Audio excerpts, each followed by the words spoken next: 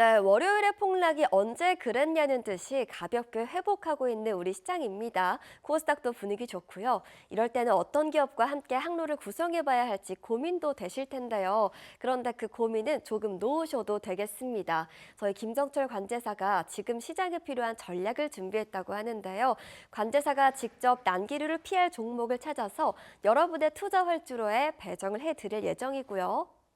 자, 오늘 방송 시청하신 분들만 저희 관제사픽 최적 항로 종목을 챙겨 가실 수가 있는데요. 화면에 나가는 QR코드 통해서 확인이 가능하고요. 이 정보 어떻게 받아볼 수 있는지 안내 도와드릴게요. 화면 하단을 보시면 QR코드가 나가고 있습니다. 시청자님 모두 스마트폰 갖고 계시죠? 휴대전화 카메라를 켜시고 하단에 보이는 QR코드를 스캔만 하시면 공략해볼 최적 항로 종목이 바로 제공됩니다. 투자자분들께 도움이 되고자 저희가 알차게 준비해봤고요. 이렇게 깊은 투자 인사이트 그리고 가치 투자의 기술까지 배우셔서 성공 투자를 위한 포트폴리오 든든하게 꾸려보시면 좋을 것 같네요. 자, 그럼 오늘 함께할 관제사 힘차게 소개 도와드리도록 하겠습니다. 모든 투자 고민의 만능 해결사죠. 김정철 관제사 함께할게요. 안녕하세요. 네, 안녕하십니까? 자, 투자 여행의 최적 항로를 여러분들께 안내해드리고 여러분들 안전하게 목적지까지 저희가 함께하고 있는 김정철 관제사입니다. 자, 우리 시청자 여러분들 올해 2026년 증시 역대급이라고 계속 얘기 드리고 있는데 이번 투자 여행이 아마 기억에 한 20, 30년에 한 번 있을까 말까 여행으로 여러분 기억에 남을 것 같은데요. 네. 저는 우리 시청자 여러분들 같이 함께 하셔가지고 끝까지 마지막까지 좋은 결말 얻은 다음에 우리가 다시 한번 또다시 목표를 딱 정해서 다음 여행을 또 떠날 수 있도록 제가 자세한 좋은 길을 안내해 드리도록 하겠습니다. 네, 이제부터는 핵심 키워드 통해서 상세한 브리핑 들어볼게요. 자, 급락과 급등을 너무 하루 만에 반복하면서 저는 멀미장세라는 말이 떠올랐습니다. 매도 사이드카 발동된 지 하루 만에 매수 사이드카가 발동이 됐죠. 자, 이렇게 투자자분들 멀미 날 때는 어떻게 대응해야 할지 궁금하고요. 자, 관제사님 보통 네. 이렇게 사이드카가 나오면 주가는 어떻게 움직여요? 보통 올랐습니다. 근데 네. 중요한 거는 그거보다는 사이드카가 도대체 무슨 뜻인지 여러분들이 아시는 게 더 중요합니다. 네. 이게 왜 벌어지는지. 그러면 이제 상황을 좀 예측할 수 있는데 그래서 시장에서는 사이드카란 말은 많이 하는데 왜 도대체 무슨 일이 벌어지는지 잘 모르시더라고요. 그래서 제가 여러분들한테 얘기 드리고 싶은 사이드카의 내용을 하나 얘기 드릴게요. 사이드카는요. 자, 시장을 멈춰 세운다라고 보기는 쉽지 않고요. 이게 뭐냐면 선물이 있고요. 그다음 주식 현물이 있는데 현물을 주식이라고 하는데 이제 요 선선물 거래를 할 때 지수가 급나가거나 급등하게 되면 선물이 먼저 밀립니다. 이게 훨씬 먼저 떨어져요. 그리고 현물 주식은 덜 떨어지거든요. 그럼 이제 이 상태에서 그러면 차이가 생기는데 이 차이에서 그럼 저평가된 선물을 매수하고 고평가된 현물을 매도하는 거래를 매도 차익 거래라고 하는데 이 매도 차익 거래가 발생을 합니다. 그러면 현물 주식을 계속 매도하게 되거든요. 이게 무슨 말이냐면 프로그램으로 매도가 됩니다. 그러니까 자동으로 뭐 이렇게 클릭해서 직접 뭐 몇 주 이렇게 치는 게 아니라 컴퓨터가 이게 기계적으로 자동으로 바스켓으로 매도하는 거거든요. 그럼 바스켓으로 급나가게 되면 이런 현상이 일어나기 때문에 바스켓으로 현물 매도가 계속 나옵니다. 그렇기 때문에 지수가 더 밀릴 수 있다. 그래서 이 프로그램 매매를 잠시 중지시킵니다. 프로그램 매매를 중지시키는 거지 시장이 중지된 건 아닙니다. 그렇기 때문에 지수가 급등했을 때는 반대가 되죠. 지수가 급등하면 선물이 훨씬 더 많이 오르거든요. 현물은 덜 오르고요. 그러면 선물을 매도하고 현물을 매수하는 매수 차익 거래가 발생하는데 그럴 때는 또 프로그램 매매 매수를 좀 중지시키는 거죠. 그리고 이제 5단계 사이드카보다 더 심한 단계가 하나 더 있습니다. 이제 지수가 너무 많이 움직이면 10% 이상 이제 움직이기 시작하면 이제 서킷 브레이커가 걸리는데 사실 이거는 이제 완전히 시장을 멈추는 겁니다. 10분 동안 멈추거든요, 시장은. 멈추는데 이거는 이제 2008년 글로벌 금융위기 때 많이 발생을 했었고 이 정도 갔다 그러면 이제 여러분 그 호가창에 여러분 전광판에 보시면은 대부분이 다 파랗거나 대부분이 빨갛거나 둘 중에 하나입니다. 근데 아직 여기까지는 가지 않았지만 네. 사이드카만 나왔다는 것만으로도 이 구조를 좀 이해하시면 사이드카만 나왔다는 것만으로도 변동성이 요즘 좀 심해지는 장세구나 라는 거 여러분들이 좀 알 수 있지 않을까. 자, 변동성이 높아지는 구간입니다. 변동성이 얼마나 높아지고 있냐면 이 변동성의 대부분 어디서 갖고 왔다? 이 환율입니다. 환율. 근데 이게 좀 월요일 날이 약간 퍼펙트 스톰처럼 좀 겹쳤어요. 네. 저는 이제 케빈 워시라는 그 워시 리스크인데 케빈 워시라는 차기 미연준 의장에 대해서 저는 오랫동안 좀 연구했던 분인데 왜 연구했냐면 공부를 너무 잘해요. 저 저렇게 공부 잘하는 거 반칙이라고 생각하거든요. 어떻게 하버드를 나왔는데 동부에서 나왔다가 서부 스탠포드를 갔다가 다시 MIT 슬론 MBA를 나오셨어요. 이게 말이 안 된다고 생각하는데 물론 개인적으로는 성향이 저랑은 안 맞습니다. 안 맞는 분인데 그래서 제가 이분을 한 2008년부터 연구를 많이 했거든요. 오. 예, 그랬던 분이 이제 저 익숙한 분이 갑자기 이분이 차기 비연주 의장이 된다고 하길래 에스트로더 사위라서 네. 에스트로더 회장님하고 트럼프 대통령하고 아주 친해요. 정말 친하거든요. 이제 그러면 에스트로더 사위입니다. 이분이 사위인데 전반적으로 이제 이분에 대한 리스크 그다음 추가로 뭐가 있었냐면 이때 이제 최근에 우리가 엔화랑 동조화되잖아요. 엔화 동조화인데 엔화가 떨어지면 우리도 원화도 떨어지고 엔화가 강세되면 우리도 원화도 올랐는데 그걸 좀 생각해 보시면 이때 무슨 일이 있었냐면 다카이치 일본 총리가 의회를 해산한 다음에 지금 그다음 조기 총선을 하거든요. 근데 이때 지금 지지율이 나왔었는데 조기 총선에서 자민당 집권 여당이 승리할 가능성이 높다. 그러면 다카이치 총리의 엔저 정책이 사실 추가로 더 잘 될 수 있다. 그런 부분이 하나 섞였죠. 그래서 이제 그런 부분들이 이제 섞이다 보니까 그러다 보니까 약간 월요일날 좀 과하게 밀렸고요. 그 다음에 사이드카 발동 시점 이후에 아까 이제 우리 MC가 얘기해 줬는데 보통 이렇게 올랐습니다. 네. 사이드카가 이렇게 이날 사이드카 발생하면 시간을 두고 쭉 올랐는데 이번엔 좀 달랐죠. 시간을 두고 오른 게 아니라 그냥 바로 올랐죠. 네, 바로 올랐습니다. 이게 이제 케빈 워시 리스크를 좀 포함한 거다. 이 리스크에 대해서 이제 사람들이 하루가 지나니까 케빈 워시에 대해서 좀 아시는 것 같아요. 시청자 여러분들이 어떤 사람인지. 근데 제가 이제 정리한 케빈 워시가 어떤 사람인지는 제가 정리한 게 있는데 한번 보시면 좋을 것 같습니다. 자, 케빈 워시 이분이요. 차기 비연준 의장 지명이 됐습니다. 그 원자재 가격이랑 지수가 급등락을 했는데 이게 원자재 은 같은 경우는요. 하루에 30%가 폭락했는데 이게 40년 만에 최대 폭입니다. 은이 하루에 30%가 사라졌어요. 근데 이게 뭐냐면 이제 은이나 금 가격은 달러가 약해지만 이게 다 달러로 표시합니다. 은이나 금이나 원자재, 뭐 구리부터 해가지고 모든 원자재 가격은 다 달러로 표시하는데 달러가 갑자기 이분이 된다고 하니까 이분 살짝 매파인데 호키시한 분인데 매파라는 거는 이제 통화 긴축적인 분인데 이분이 만약에 미연준 의장이 되면 그러면 달러가 덜 약해지는 거 아니야? 그럼 올라오는 거 아니야? 그러면 달러로 표시되어 있는 모든 자산이 한꺼번에 다 떨어지는 거죠.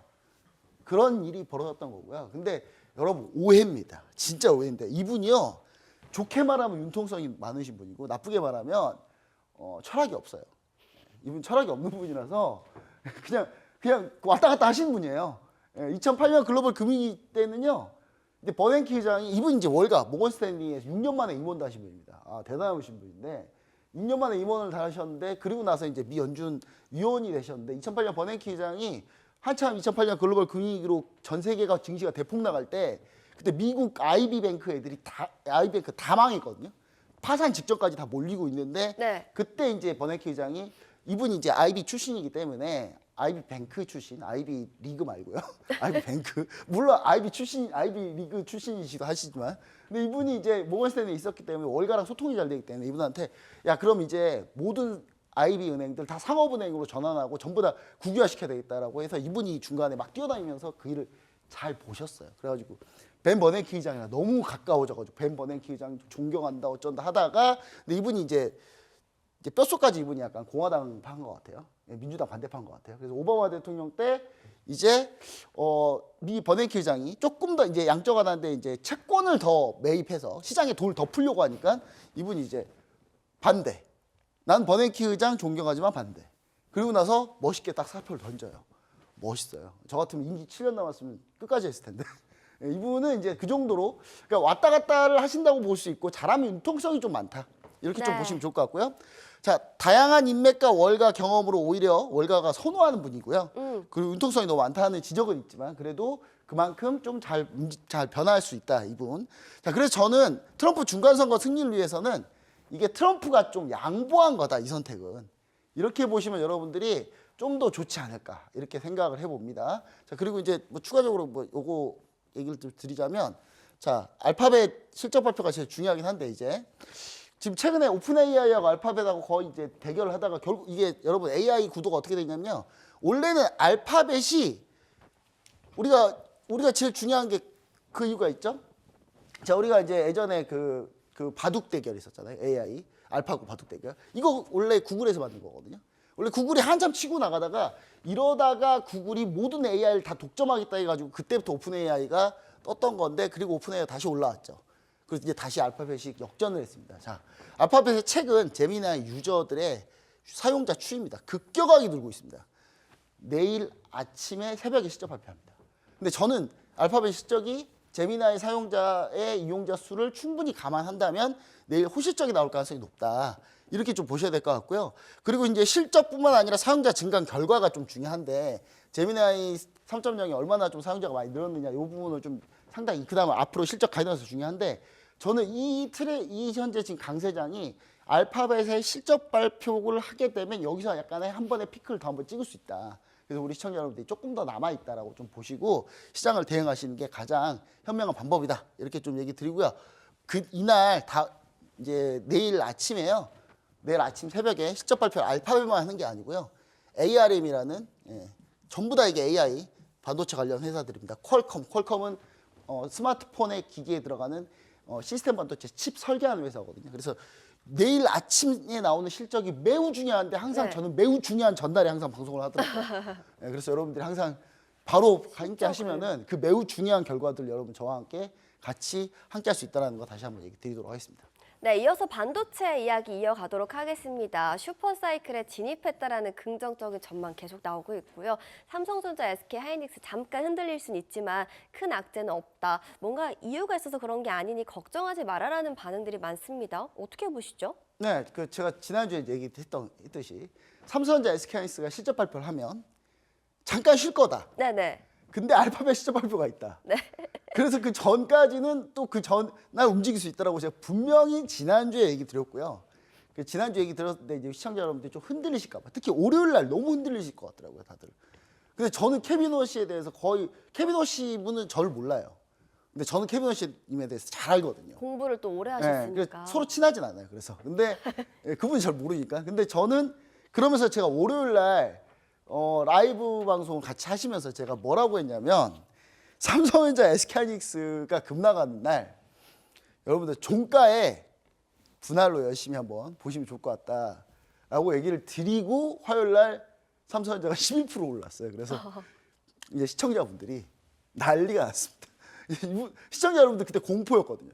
근데 저는 이제 그걸 계속 안정을 시켜드리면서 사실 이게 케빈 호시 너무 과대평가하지 마라. 이거 별 이슈 아니다. 라고 계속 얘기를 드렸고 반도체에 큰 영향 없다. 라고 하면서 이제 계속 안정을 시켜드렸는데, 자, 근데도 시청자분들이 그때 너무 불안했잖아요. 그래서 이제 나중에 무슨 얘기를 하게 되냐면, 이미 급등을 하고 나서 또 오늘 아침에 그런 얘기를 하더라고요. 월요일 날 분명히 제가 공략 의견을 드렸는데, 다시 한번 오늘 아침에도 지금이라도 이제 가능하냐. 계속 지금이라도 가능하냐를 계속 이제 물어보시는데, 네. 저는 그래서 이제 항상 여러분들한테 얘기 드리고 싶은 건 뭐냐면, 가능하다. 가능한데. 아직도 가능해요? 네. 안 오는 정보도 분명히 있습니다. 가능합니다. 근데 여기서는 대신 기간하고 그다음 목표치를 좀 다르게 잡으시면 충분히 다 가능하다. 저는 이렇게 좀 얘기를 드리도록 하겠습니다. 사실 지난주에 제가 리포트 가져왔잖아요. 그 모 증권사의 용감한 리포트. 삼성전자 목표가 26만 원에 뭐 이렇게 SK하이닉스 150만 원 제시한 곳 있었잖아요. 제가 지난주에 보여드렸는데, 자, 그럼 이제 그 반도체를 제가 매주 방송 때마다 계속 가지고 나오는 이유가 뭐냐면 그만큼 강하니까요. 제가 반도체 한 번도 안 빼먹고 있잖아요. 지겹다고 생각할 수 있습니다. 근데 지겹다고 아직 여러분들 반도체 공부 못한 게 지금까지 공부한 거냐, 전체 반도체 한 10분의 1 정도 공부하신 거예요. 아직 90%가 남았어요. 그렇기 때문에 우리 시청자 여러분 좀 더 보시면은 이제 내일 이제 알파벳 실적 발표 나오고 이제 AI 관련된 얘기들이 나올 텐데, 저는 이 타이밍이 좀 중요하다고 보는 이유는 뭐냐면, 여기서 시간이 좀 더 지나잖아요. 그럼 오라클의 실적 발표가 나옵니다. 그때 위험해요. 오라클은 좀 쉽지 않거든요, 여러분. 브로드컴 실적 발표도 지난 분기에 노이즈가 있었기 때문에 지금 요 타이밍이 가장 중요한 타이밍입니다, 여러분. 자, 보시면은, 자, 그럼 AI는 도대체 어떻게 소비되는지 우리가 좀 생각을 해보시면, 과거에는요, AI 소프트웨어가 학습을 많이 했어요. 학습 뭐냐면 AI 공부부터 시켜야 되겠죠. AI 공부한 다음에 그다음 뭔가 활동할 수 있으니까 학습을 많이 했는데 학습을 많이 할 때는 우리나라 반도체 업계가 좀 사실 불리했습니다. 우리나라 반도체는 주로 추론에 많이 엮여 있거든요. 메모리 반도체는 특히 추론에 많이 엮여 있기 때문에 추론이 핵심인데, 자, 근데 요즘은 이제 추론이 대세입니다. 그렇게 우리나라 대세가 우리나라로 오고 있어요. 우주의 기운이 우리나라에 지금 오고 있는 상태인데, 자, 현재 AI 소프트웨어 솔루션이 먼저, 요거 AI 소프트웨어 솔루션 우리가 흔히 얘기하는 챗GPT 같은 것들이죠. 그런 것들에 이제 우리가 접속을 하죠. 그리고 우리가 뭐 유료로 쓰든지 무료로 쓰든지 우리가 결정해서 하지 않습니까? 그렇게 되고 그다음에 여러분들이 이제 뭔가 알고 싶은 게 질문이 있으면 질문을 하게 되면 AI가 추론을 해서 정보를 제공한 형태가 요즘 이제 쓰는 AI인데, 사실 이 AI는 전체 AI 시장의 20에서 30%도 안 됩니다. 전체 AI 시장이 가장 많은 걸 차지하는 건 밑에 있는 피지컬 AI, 피지컬 AI 시장이 제일 크다. 아직 제일 큰 시장은 열리지도 않았습니다. 자, 온디바이스 그다음 개별 AI 추론을 각각 할 수 있는 그런 시스템이 나오는 게 이제 앞으로 미래인데, 그리고 정보 제공을 하는과 동시에 행동을 하게끔 하는 거죠. 그게 뭐예요? 우리 대표적으로 행동하게끔 하는 게 로봇입니다. 그래서 이제 AI는 이런 식으로 소비가 된다. 그럼 제일 앞단에 있는 우리 개별 소비자들, 일반 소비자들이 지불하는 금액이 요즘에는 제일 앞단의 수익성이고요. 그리고 AI가 조금 더 발전하면 그때는 이제 여러분들이 내는 돈 말고, 일반 사람들이 B2C로 내는 돈 말고 B2B, 기업들이 내는 돈에서 사실 AI가 더 많이 움직일 가능성이 더 높습니다. 그래서 B2B를 여러분들이 되게 많이 집중하셔야 된다. 자, 그 다음에 지금 요즘에 이제 소프트웨어, 그 다음에 이제 그래서 우리가 앞단에서 AI는 소프트웨어가 제일 먼저 돈을 벌고, 그 다음에 데이터 센터, 그 다음에 로봇, 반도체 소비에 되는 이런 구조입니다. 그럼 만약에 AI 거품으로 AI가 급락을 하면 AI 거품은 여러분 피할 수가 없어요. 무조건 옵니다. AI 거품 무조건 와요. 왜냐하면 모든 게 공급 처음에 할 때는 잘 되니까 우르르 다 덤비고, 오늘 이번에 또 나온 거 있죠. 또 나온 거. 엔트로픽이 오늘 아침에 엔트로픽이 법률 문서 데이터 관련해서 서비스를 출시했는데, 이것 때문에 기존의 법률 문서 서비스 했던 회사들이 전부 다 주가가 대폭락했어요. 왜냐? 요즘 시장 1등밖에 사람들이 안 쓰거든요. 그렇기 때문에 이게 극단적으로 차이가 많이 날 수밖에 없고, 하지만 모든 시장 참여자들은 여기서 이기기 위해서 다 덤빈단 말이에요. 네. 그럼 공급과잉이 나올 수밖에 없습니다. 그래서 AI 거품은 필연입니다. 필연인데, 네. 그럼 필연일 때 우린 어떤 걸로 징조를 찾으면 되느냐? 앞단에서 실적이 안 나오면 어차피 뒤는 다 안 돼요. 어차피. 그렇기 때문에 AI 소프트웨어 앞단에서 과연 돈을 버느냐 안 버느냐를 우리가 보셔야 되고, 그걸 보는 게 바로 뭐다? 알파벳의 실적 발표다라고 보시면 여러분들이 좀 이해하기 쉬울 겁니다. 자, 그럼 이제 반도체가 쓰이는 것, 이제 우리가 그럼 이제 반도체가 AI는 이제 이렇게 아셨고, 그다음 반도체가 맨 뒷단에서 돈을 버는 구조이기 때문에 사실 제일 편해요, 여기가. 지금 우리나라 제일 편안한 곳에 있습니다. 약간 네. 시몬땡 그 침대 같은 거예요. 아, 진짜요? 네, 흔들리지 않는 편안함. 약간 그런 느낌이거든요. 자, 반도체가 쓰이는 곳 보시면은 여러분 반도체가 어디에 쓰이냐면요. PC, 노트북, 서버 이건 다 아시죠? 네, 근데 네. 서버는 잘 모르시더라고요. 서버. 서버 어떤 네, 걸 서버는 의미하지? 이제 PC 데이터나 우리 OBS도 OBS 이 방송국 프로그램이 있고, 프로그램을 저장하는 시설이 있을 거예요. 네. 거기 서버를 갖다 놓고 거기다 저장하거든요. 근데 그 서버도 컴퓨터이기 때문에 거기 안에 반도체와 그다음에 시스템 반도체, 메모리 반도체가 무조건 들어갑니다. 엄청 많이 들어가네요, 반도체가. 그리고 이제 여기서 가전제품에도 반도체가 다 있습니다. 여러분 가전제품까지. 그 궁금하시면 집에 있는 냉장고 뜯어보시면 돼요. 있어요, 반도체가. 있습니다. 물론 이런 반도체는 8인치 반도체일 가능성이 높아요. 8인치 원래 이제 여기서 쓰는 건 12인치인데. 그리고 TV, 세탁기 다 반도체가 있습니다. 심지어 OLED TV는요. 이 반도체가 빛을 내서 TV 화면이 나오는 거예요, 여러분. 그러니까 전부 다 반도체로 되어 있어요. OLED TV는. 그렇기 때문에 OLED TV는 그러니까 여러분 기업 정보 보다가 반도체 회사인데 갑자기 뭐 디스플레이를 한다고 네. 써져 있잖아요. 그럼 다 이거예요. 아니 여기도 이건 전부 다 반도체니까요.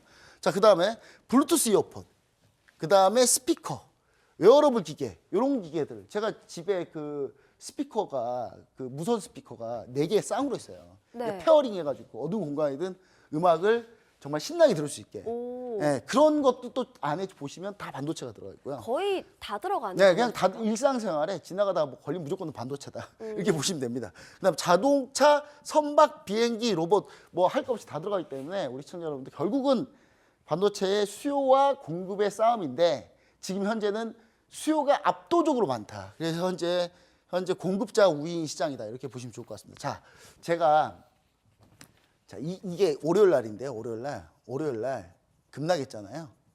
월요일 날 급락할 때 저는 다른 거 안 봤어요. 그냥 월요일 날 아침에 1월 수출입 데이터가 발표됐거든요. 수출입. 저는 이거 봤어요. 그래서 마지막 월요일 날 장 마지막에 반도체 충분히 공략 가능하다고 얘기 드렸던 이유는 뭐냐면 1월 수출입 데이터가 이렇게 나왔거든요. 반도체가 지붕 뚫고 하이킥이 아니라 우주로 날아갈 기세예요, 지금. 오. 반도체 수출액에 급증하는 이 패턴을 보시기 바랍니다. 자, 반도체, 무선통신, 컴퓨터, 디스플레이가 조금 안 좋죠. 이 디스플레이 뭐예요?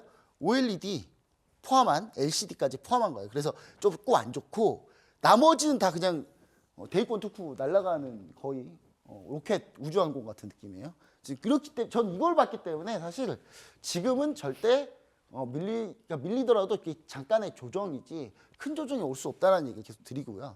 자, 그다음에 자, D램 사이클, 슈퍼 사이클 예상 추이를 좀 보겠습니다. 이게 D램인데 DDR3, DDR4인데 보시면 아시겠지만 보통 슈퍼 사이클이 자, 예전에 어땠는지 보시자고요. 예전에 13년부터 15년, 약 2년에서 3년이었어요.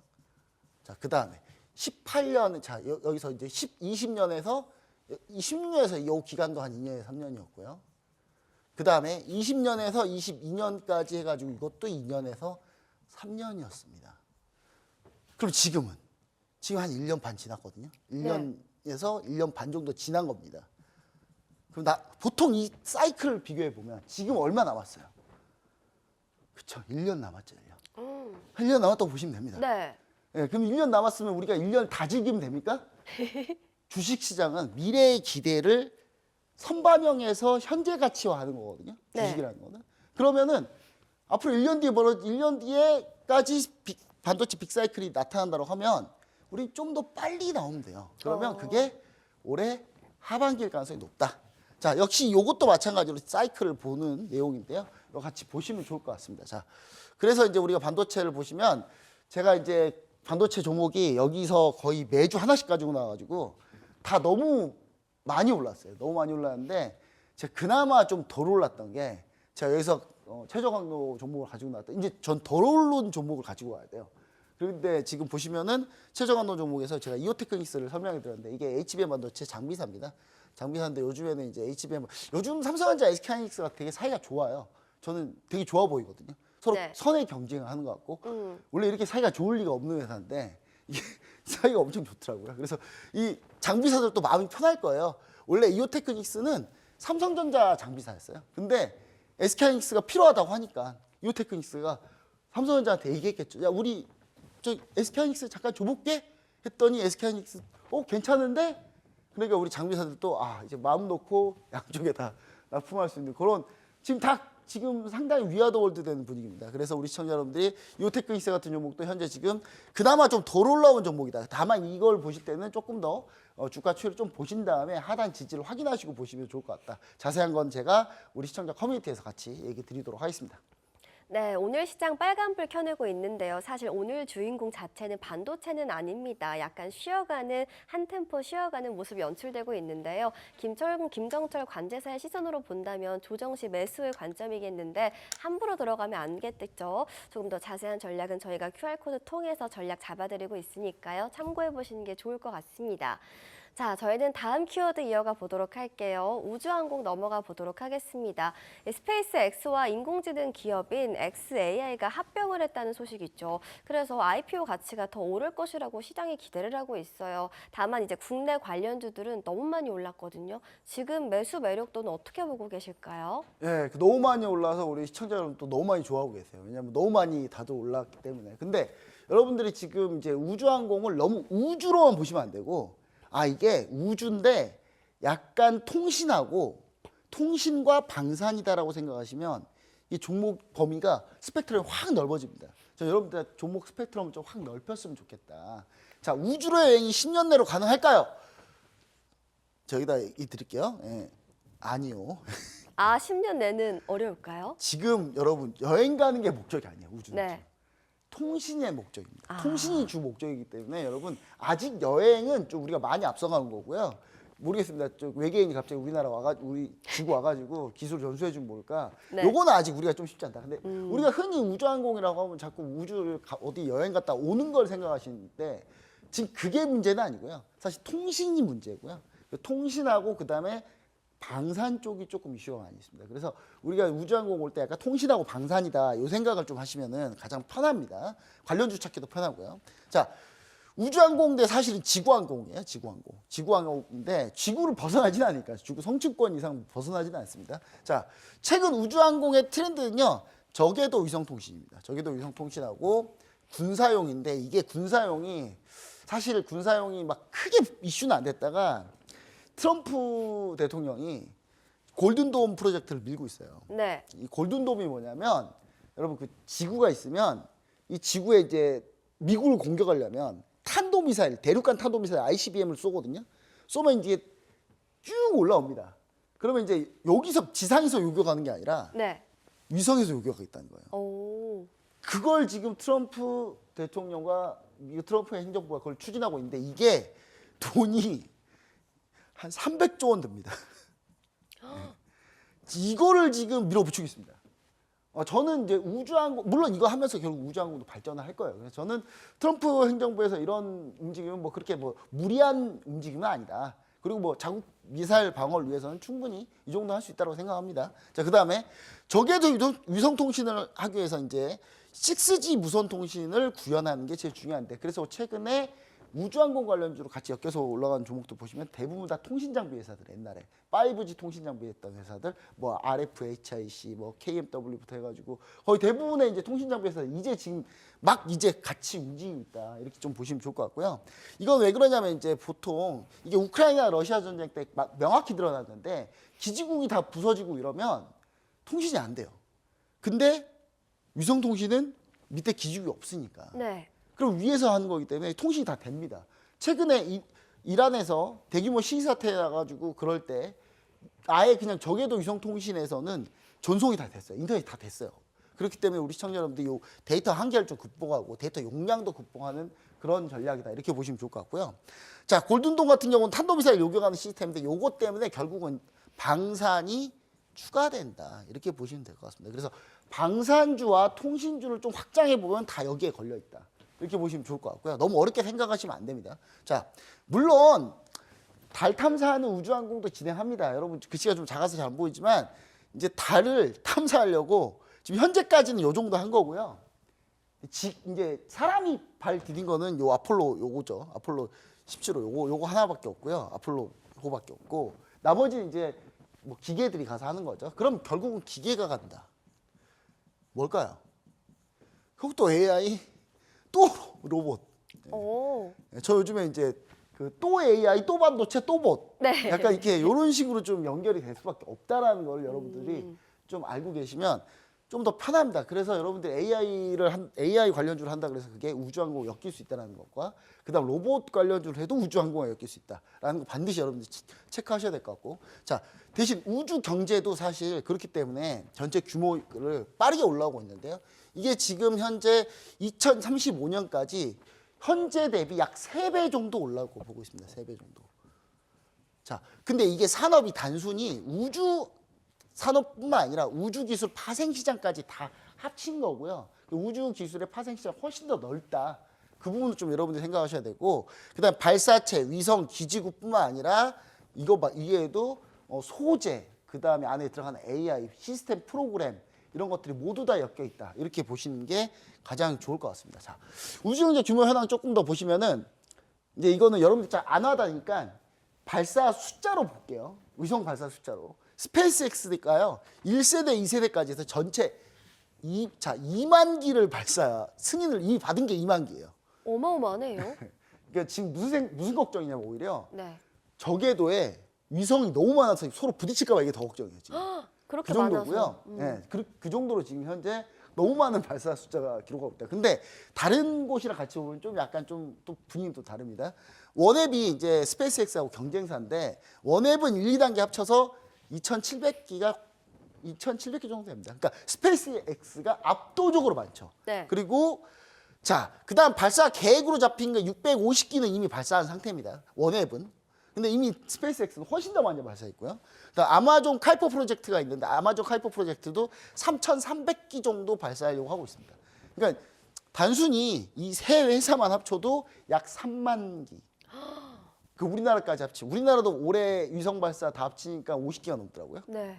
그러면은 전 세계 다 합치잖아요. 그러면 얼마인지 여러분 상상에 맡길게요. 자, 그래서 그 정도로 현재 많은 그러니까 여러분들이 위성 발사할 때 누리호 발사하고 막 실황 중계하고 그것만 보시는데 네. 그거 말고도 어마어마하게 현재 지금 발사되고 있다는 걸 여러분들이 알고 계시면 좋을 것 같습니다. 자, 그래서 이제 여러분들 자 이제 종목을 좀 보시면 제가 이제 이 종목은요 여기 제가 여기 제가 여기 또 있죠. 여기 1월 7일 날 제가 이 종목을 가지고 나왔던 종목입니다. 네. 한화 시스템입니다. 한화 시스템 어디 구간에 가져오냐면 바로 여기 이 구간에서 제가 가지고 나왔고요. 이 한화 시스템이 제가 가지고 나오고 어떻게 됐냐면 100%를 올랐어요 지금. 100% 올랐는데 한화 시스템이 뭐 하는 회사입니까? 방산이에요. 방산 소프트웨어 하는 회사입니다. 네. 근데 이 회사가 방산인데 우주항공 소프트웨어도 합니다. 그리고 여기에 추가로 뭘 하느냐? 조선 소프트웨어도 합니다. 하나 시스템이 충분히 실적도 좋은 회사고.